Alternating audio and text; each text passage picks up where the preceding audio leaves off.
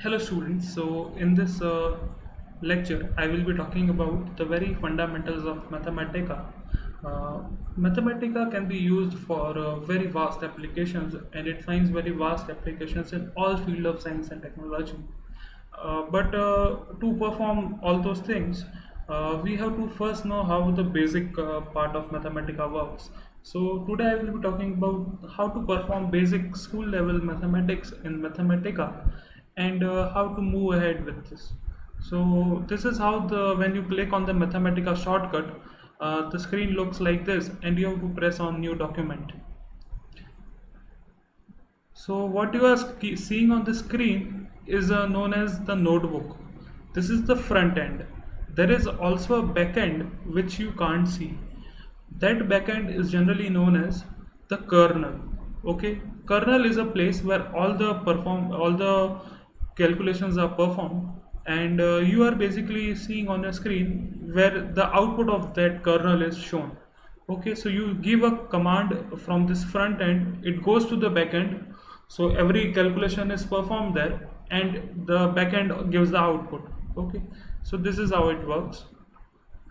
So you can do numerous things using Mathematica, from parallel computing to GPU accelerated codes and many other things. But we will be talking about how to do the physics, such as classical mechanics things which you have learned in your course, or the quantum mechanics things. To perform those advanced mathematics, you have to first know how the basic mathematics is performed in Mathematica. So the first thing is that how to do basic numerical calculation. As you know that in mathematics there are four fundamental operations: the addition, subtraction, multiplication, and division. So let us first talk about those things. So you have to when you have to perform addition between two numbers, so you have to write the number, a plus sign, and that number which you have to add it with. So 2 plus 11, so this is your command for addition, and you have to now execute this command. So you have to press simultaneously shift and enter. Okay, shift and enter, and this is where your output is. Okay, so to perform any command in Mathematica, you have to simultaneously press shift and enter, simultaneously shift and enter button, and then your output will be shown. So this is how you can perform addition. If the number is like this, 2.3 plus 9.8, and now I will again press shift and enter, and this is where my output lies.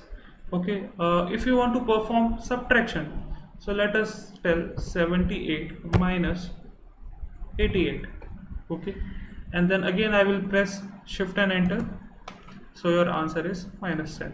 Okay, the number can be as large as possible, you can think. Okay, I am taking a very large number, and I will subtract it with again a very large number. Okay, and there is your output. Okay, so this is how this thing works. Now let us talk about multiplication. Multiplication in Mathematica is generally done like this. So if you have a number, and you have to perform a multiplication between 3 and 6, so you have to write 3, and no need for any symbol, just a space is sufficient. So 3, a space, and 6. So a space is automatically taken as a multiplication between these two numbers, and now you have to just press shift and enter. Okay, so always remember this thing, that a space between two numbers or two variables is generally taken as a multiplication between these two variables, or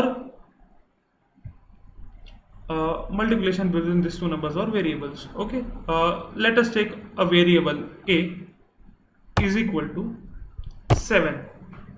Okay, and then I will press a semicolon, then I will write a semicolon at the end. Semicolon in Mathematica basically means that you don't have to show your output immediately. Okay, some more commands have to be written. So a is equal to 7, and then I will press shift enter. Okay, so the command is executed, and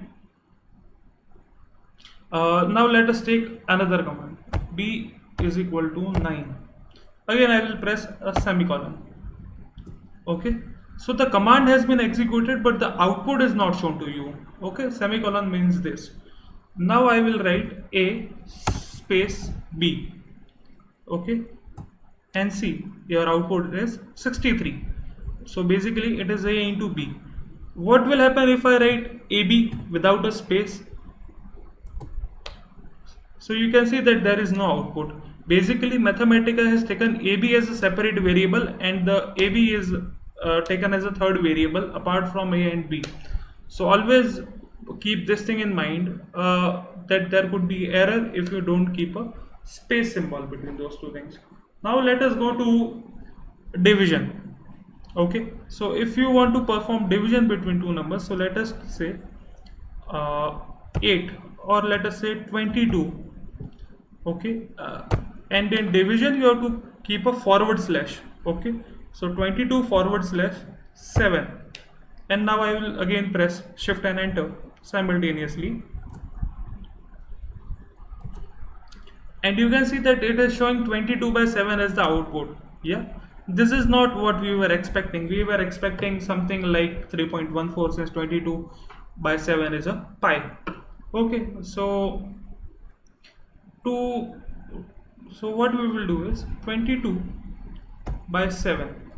Okay, and I want to find the numerical value, so I will write a capital N, and the value for which I want to find the numerical value should be written in the square bracket. Okay, so this is the syntax, that there should be N and there should be a square bracket, and in which the argument is to be written. So this is the approximate value of pi. Okay, now think of a scenario where you are performing a very precise calculation, and you want the value of pi to be as precise up to 50 decimal points. So n 22 by 7 comma 50. Okay, so it will exactly give you the output up to 50 decimal points. Suppose that you are doing a much uh, precise calculation, and you want the value of pi to be precise up to 5000 uh, 5000 decimal values.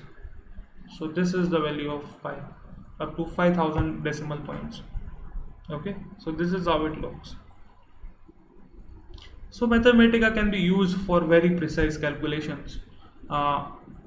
So if you want, there is another way to generate the approximate results. It is 22 by 7 double forward slash, and you write a capital N. Okay, so this thing will also give you the approximate value of a calculation. So 2 forward slash n, capital N in the end, and this will give you. So this could be applied everywhere, not just for division but for any numerical calculation if you want an approximate result. Okay, see, you can see that this is an approximate result, not the exact result.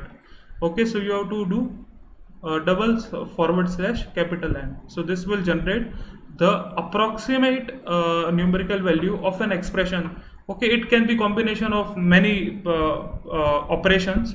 You are doing division, subtraction, everything in a single expression, and at the end you can write double slash n. So for the entire expression the numerical value will be generated.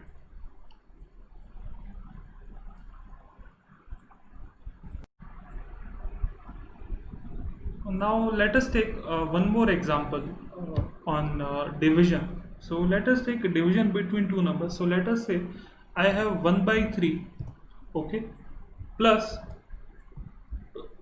2 by 7. Okay, 1 by 3 plus 2 by 7. Okay, and I have to perform the addition between both of those fractions. So it is 13 by 21. Okay, so this is not the way. Okay, so if I want numerical value, I will keep double forward slash capital M, and the output is generated. So this is how the numerical values can be approximated. But if you want the value of 1 by 3 plus 2 by 7 to be exact up to, let us say, 10 significant digits, then n of this complete expression, okay, comma, the value up to which you want to keep the significant digits, so 10. So your value will be exact up to 10 significant digits, and that will be shown in the output. So this is where your output is. Let us say 20, then it will be like this. Okay. So now one thing which is very important to perform any kind of arithmetic problem is the grouping between the numbers. Yeah, as you know that the BODMAS rule or all those things, that the grouping is very important, or else your values will be always wrong. Okay, let us say that if I want to keep 2 plus 3, okay, 2 plus 3, okay, so 2 plus 3, okay, and I want to subtract it with 7, okay. So there could be two ways, that whether, and I will also multiply, so I am keeping a space into 8, okay. So this is an expression. Now this can be, now if you keep a bracket here, then your output is different. Yeah, if you keep your bracket here and somewhere different. So how to do grouping in Mathematica between numbers? So that grouping is basically done using parenthesis, okay. These brackets are used for grouping two numbers, okay. So 2 plus 3 minus 7 into 8, what to do? So basically this means 5 minus 56, okay, and your output is generated minus 51, okay. So this is how you can perform the calculations, okay. So you always keep one thing in mind, that for grouping of numbers in a arithmetic equation, you have to only use parenthesis, this brackets which I have shown.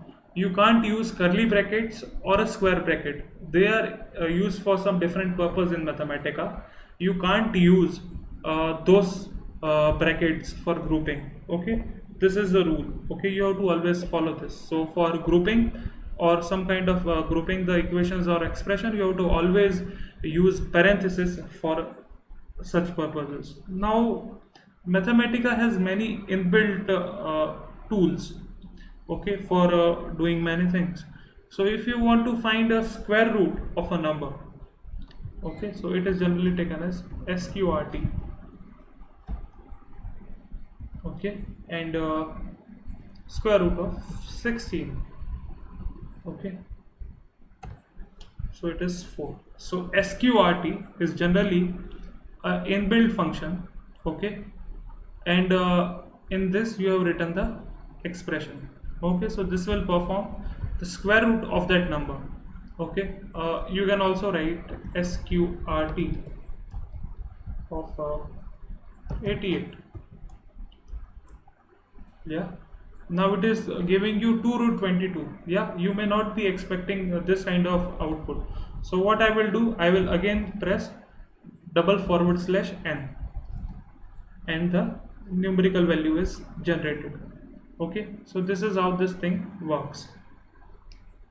Suppose that if I want to find exponential of a number, so if I want to find e to the power, okay, 96, okay, so it is showing e to the power 96. Again, you are not expecting such kind of results, so double forward slash, okay. So this is the result, okay. 4.9235 into 10 to the power 41. So this is how you can perform the calculations. If you want to find the logarithm of a number, okay, so the inbuilt function is log, okay, log of, let us say, 88, okay. So it is log of 88. Okay, see, this log function basically takes log to the base e. Okay, so this is the numerical value. But if you want to take log to the base 10 or log to the base 2 or log to the base 4, then what you will do? Okay, so for that the command is log, okay, of b comma x. Here b basically means what base you have to take, and x basically means the number. Okay, so if I want to take log of 8 comma 4, okay, so it means that your base is 8 and your number is 4, so it is log to the base 8 of 4 and your number is this. Okay, 2 by 3. Okay, so this is the how this thing works. One thing you must have noticed, which is common in all the inbuilt function, is that all the inbuilt function always start with a capital. Okay, so in sqrt s is a capital. Okay, and in the argument it is written in the square bracket. Okay, so this is a standard thing in Mathematica, that the first letter of an inbuilt function is always a capital letter and the argument is always written in a square bracket. Always keep in mind. Okay, if you want to find a sine, okay, of 10, okay, here 10 is written in radian, not degrees. Okay, so this is, okay, you have to always follow the command by double slash and then only it will show you the approximate value. Okay, so this is the value of sine 10. Similarly you can write it for cos 10.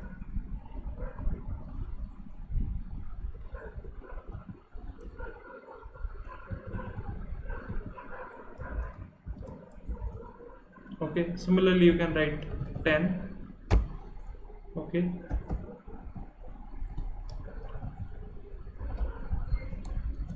okay, you want to find sine inverse. To do sine inverse, it is generally written as ARC, arc sine. Okay, so this is for sine inverse. Okay, so sine inverse of 10. Okay, and this is the value. Okay, so this is a complex number. Okay, sine inverse of 10. And similarly if you want to write cos inverse, then it can be arc cos. Okay, you can also do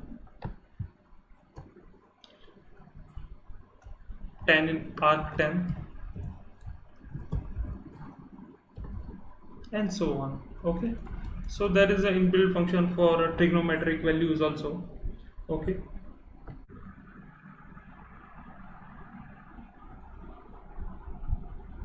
now if I want to find a factorial of a number, then factorial of a number is a very straightforward. You have to write the number.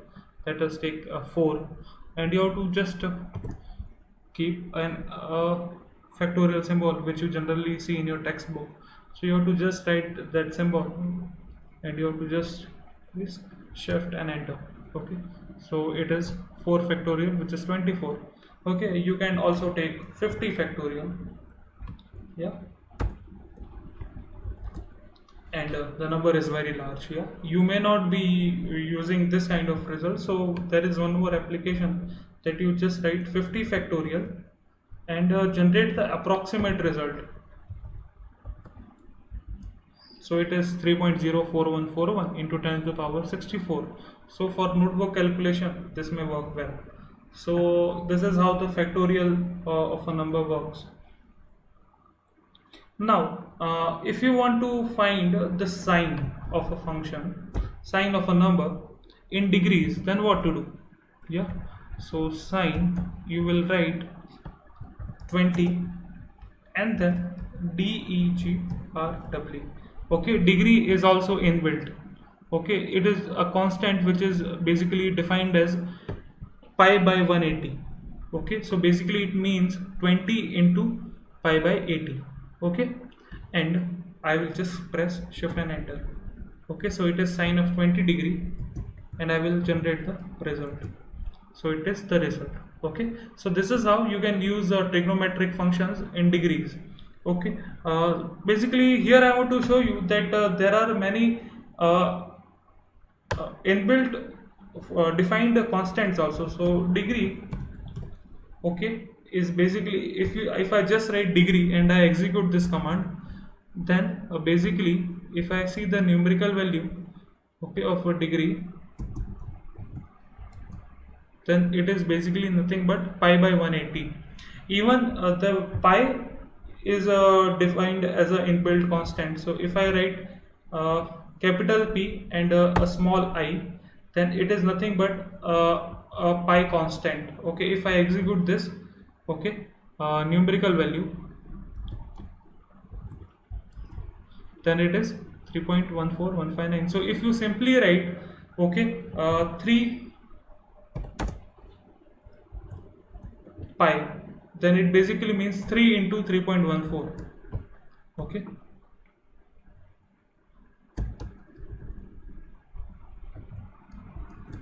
so it is 9.42478. Okay, now there are many other constants also, like the Euler's constant. Okay, capital E. Okay, the E, small e, which you just see in your notebook, is generally written as a capital E. So capital E is defined as Euler's constant in Mathematica, and you can see the value 2.71828. Okay, so and the other thing is infinity also. Okay, infinity is also a defined constant. So basically, if there is an error, you will see infinity. So infinity is a common error in numerical computation, and so you have to always tame this kind of infinities. And there is a capital I. Capital I is basically reserved for iota in complex numbers. So we will see complex numbers in the next lecture. I will sum up everything in what we have seen in this today's class by writing a single expression.